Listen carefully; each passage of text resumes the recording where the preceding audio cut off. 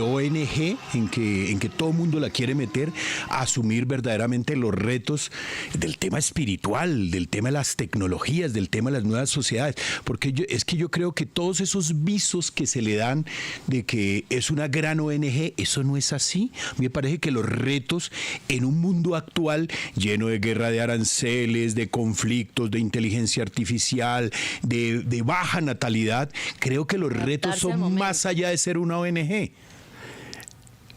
Ay, hombre, divirtámonos un ratico.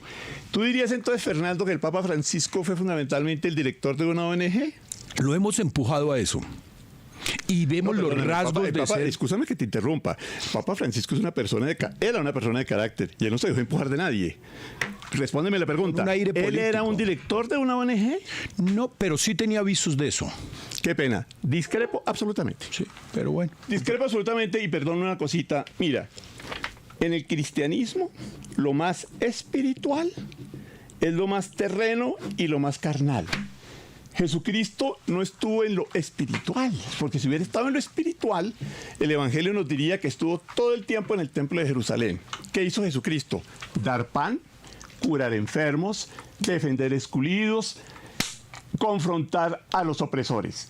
Si a eso a usted le parece que no es espiritual o que es muy político, pues por favor lo remito al Evangelio. No, pero él sí tuvo, perdón Juan, yo coincido en que fue un hombre bueno y creo que siempre actuó de buena fe el Papa Francisco y tuvo muchos aciertos, pero obviamente sí tuvo su lado político. Aquí en las elecciones del pasado 2022 tuvo una interferencia, por decíamos decir, en política cuando recibe al entonces candidato Gustavo Petro y luego también al candidato Rodolfo Hernández. Padre, yo le hago una pregunta, doña Darcy. Pues, ¿por qué el Papa, y no se trata de evaluar, y obviamente con el extremo respeto, por qué el Papa Francisco nunca fue a Argentina?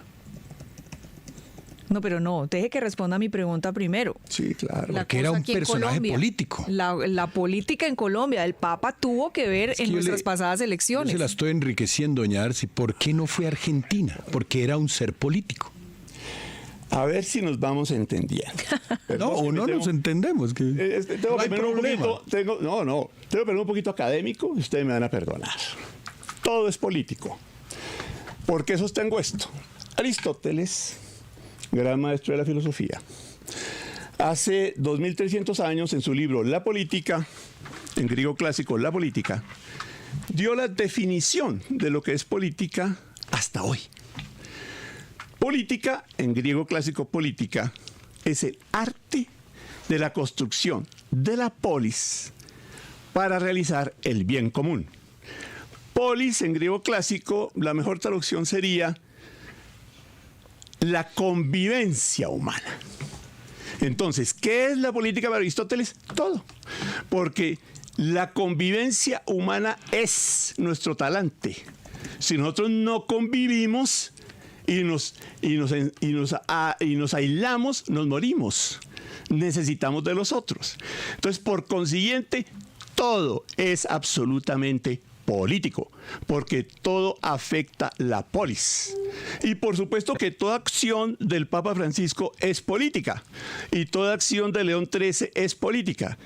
Todo es político. Precisemos. Existe la política, existe la politiquería, que es la corrupción política, y existe el partidismo político. ¿Ya? Que no nos corresponde a los clérigos, que sí le corresponde a los laicos. Entonces, perdóname, Roberto, Jesús, ojo, Jesús es asesinado por razones religiosas y por eso mismo políticas, o por razones políticas y por eso mismo religiosas. ¿Me explico, me explico, Fernando?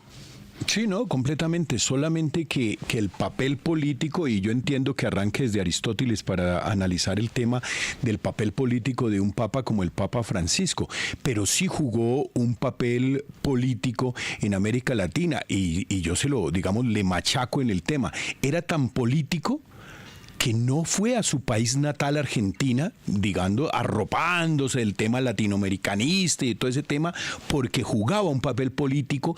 Y yo sí voy más allá, y quizás, padre, nunca nos vamos a poner de acuerdo en eso. No, yo sí creo que la iglesia